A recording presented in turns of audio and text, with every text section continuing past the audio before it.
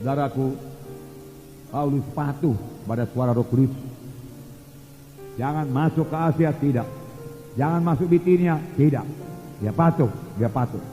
Lalu dia jalan terus sampai pada suatu malam di Troas. Sampai dia di Troas, dia melihat penglihatan daripada Tuhan. Karena kita patuh, Tuhan mau memimpin kita, amin.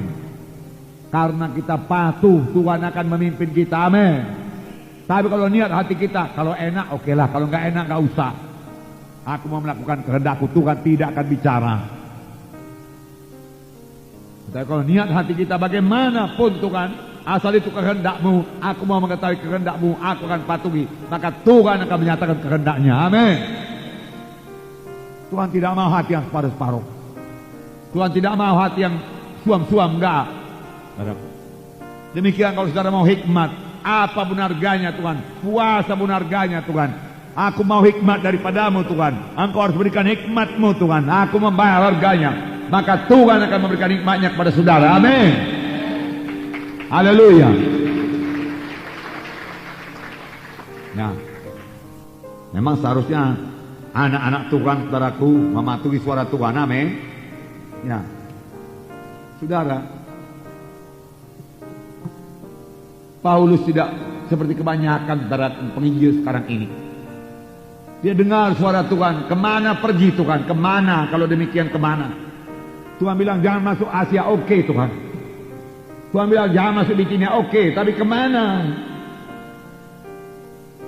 Paulus tidak berkata, Tuhan bukankah Matius 28, Tuhan Yesus, Engkau sendiri berkata Tuhan, pergilah kamu ke seluruh dunia. Bukankah Asia berarti seluruh dunia?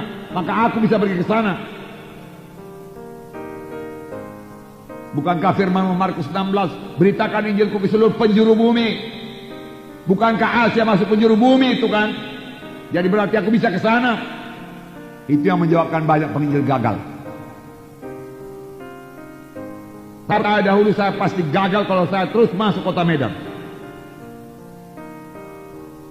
Tapi Tuhan pimpin saya ke desa, saya tunduk kepada Tuhan. 14 tahun di desa. Nah, saya banyak belajar dari Tuhan karena saya patuh, saudaraku. Tuhan mengajari saya. Dan saya katakan pada saudara, pelayanan desa-desa bukan pelayanan yang ringan. Bukan. Banyak orang separuh jalan saja melayani desa kemudian mundur karena berat. Lebih enak melayani di kota. Tetapi Tuhan melihat kepatuhan dan Tuhan menghargakan kepatuhan, amin. Ya. Lalu Tuhan bicara, Tuhan mengajari. Pada hari ini kalau kamu mendengar suaranya, janganlah kamu meraskan hatimu. Seperti bangsa Israel di padang gurun, di mana mereka mengeraskan hati lalu mati di padang belantara. Kalau kita mengeraskan hati terhadap suara Tuhan, maka suara Tuhan tambah jarang kedengaran, lama-lama tidak kedengaran lagi. Tidak akan kedengaran lagi. Oleh sebab itu taati suara Tuhan, patuhi suara Tuhan. Maka Tuhan tidak keberatan memberikan penglihatan, memberikan mimpi. Bukankah Tuhan berjanji waktu pemberian Roh Kudus, turuna-turuna makan mimpi, berbagai-bagai mimpi. Tua-tua melihat berbagai-bagai penglihatan. Mana penglihatan, mana mimpi?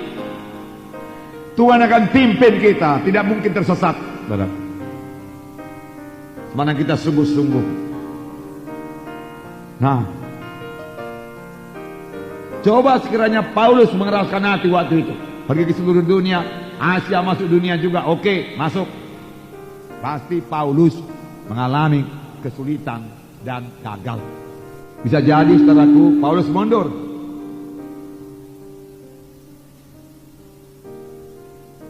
Tetapi Paulus, saudaraku, sudah mengerti lebih baik patuh. Patuh. Dia patuh kepada Tuhan. Saudaraku, Tuhan bicara dalam hati nurani kita, amin. Ya, di dalam ini dia bicara. Apakah kita mau mendengar, saudaraku, atau kita mau menjawab pada Tuhan? Saya katakan pada saudara, janganlah menjawab pada Tuhan. Nak nempil jawaban kita.